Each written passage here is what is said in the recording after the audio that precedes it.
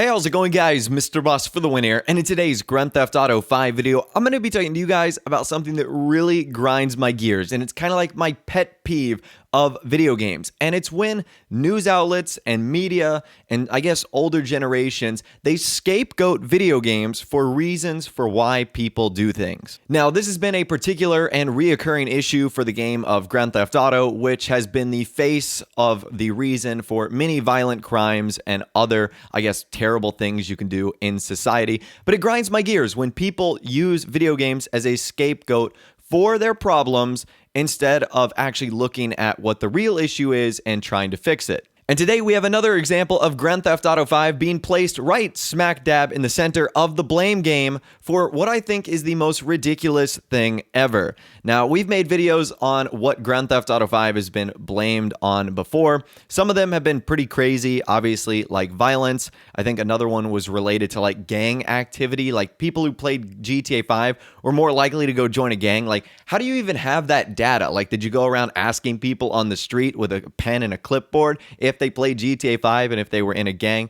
So again, I don't know how accurate these surveys are, but the latest comes from the Daily Mail, which apparently is a pretty big media outlet in the UK. Now, obviously, I'm not from the United Kingdom, but apparently the Daily Mail is a pretty big deal. And they had an article today titled Grand Sex Auto. So already you can kind of tell this is a pretty interesting topic. They state players of the controversial game were found to be less sympathetic towards females in tests. So right off the bat, I'm thinking like, how can you be more or less sympathetic to a female in a test? Are they setting up scenarios where you have to be nice to a girl versus not nice to a girl? So this is absolutely insane. Let's kind of get to the highlights that they say. They say after playing Grand Theft Auto, high school gamers exhibited lower levels of sympathy and compassion for real-world females in perilous situations. Perilous situations? Are we talking about life and death? Or are we talking about if you're going to hold the door open for one of your female classmates? They also go on to say the video game is notorious for its violent and sexist content, which I'll get into in a little bit, and I think that's totally ridiculous. They also state players who related to characters were more likely to act in a sexist way, and then players of other games did not show diminished empathy in tests. So I'll read you guys some of the first few lines and then I'll kind of talk about it a little bit more. So they go on to state, Grand Theft Auto, also known as GTA, is one of the most notorious computer games ever made, with plot lines involving carjacking, murder, and prostitution. Now, I wouldn't exactly call plot lines for carjacking, murder, and prostitution. Prostitution is a part of the game, but you're not exactly subject to it. You can choose to do that if you want. And even though the game is called Grand Theft Auto, it's not a carjacking simulator. There's clearly other things like missions and characters that you get to create and develop and live with, and you get to experience their life. So right off the bat, that doesn't really make sense.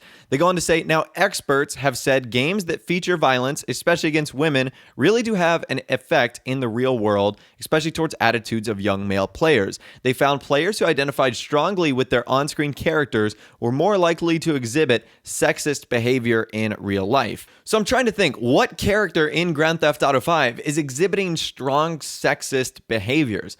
I'm not sure if it's Michael. Franklin obviously seems to be very respectful towards women. In fact, one of the side plots in his kind of character line is trying to get back the girl he really likes, Tanisha.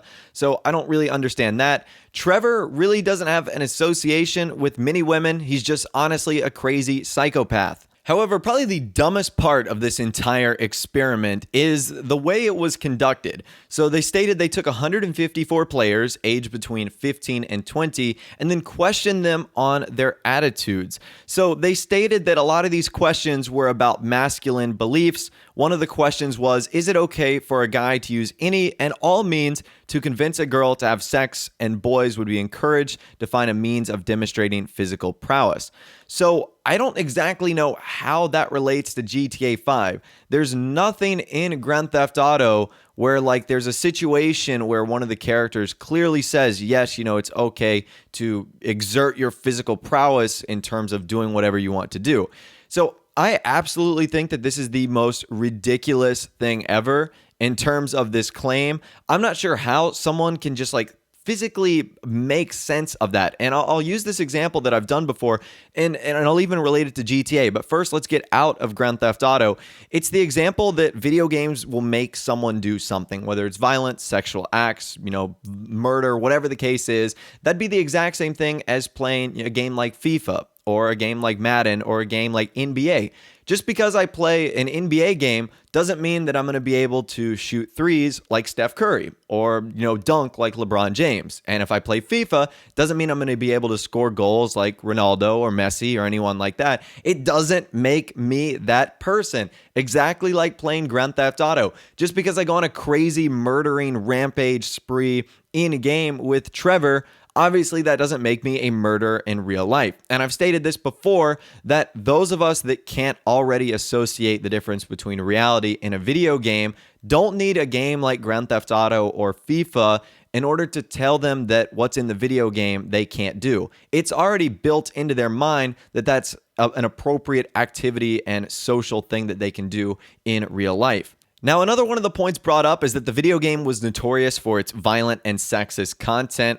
Well, to be fair, they were interviewing high school students. They stated that all the players were aged between 15 and 20. And I know there's a lot of people that play Grand Theft Auto at a particularly young age. I was playing GTA probably before I was old enough, but at the same rate, that came with my parents' permission. My parents decided that I was mature enough at the time to know that what happens in the video game wasn't exactly what was going to happen in real life. And thus, they allowed me to play GTA at maybe a younger age than most people. So the fact that they're interviewing people that are 14, 15, 16 years old that might not even be in situations where they're allowed to play that game is completely ridiculous. They're interviewing high school students when the game is rated mature or 18 for a reason. And it's also pretty ridiculous to assume that a 20-year-old guy who suddenly plays Grand Theft Auto now thinks less of women and is prone to violent outbursts. It just doesn't work that way.